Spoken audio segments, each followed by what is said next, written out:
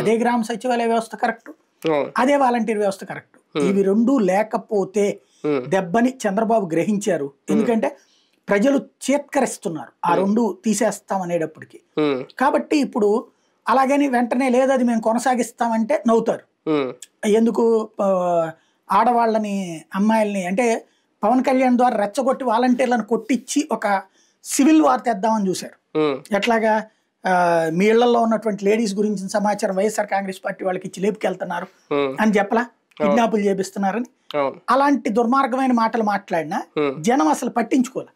కాబట్టి దాన్ని కవర్ చేయడానికి ఇప్పుడు ఏంటయ్యా అంటే వాలంటీర్లు అనేటువంటి వాళ్ళు మోడీ కంటే వాలంటీర్కి ఎక్కువ ఇంపాక్ట్, చంద్రబాబు కంటే వాలంటీర్కి ఎక్కువ ఇంపాక్ట్, పవన్ కళ్యాణ్ కంటే వాలంటీర్కి ఎక్కువ ఇంపాక్ట్. ఇలా ముగ్గురు కలిశారని ఓటేస్తారనుకుంటే వర్కౌట్ కావట్లేదు.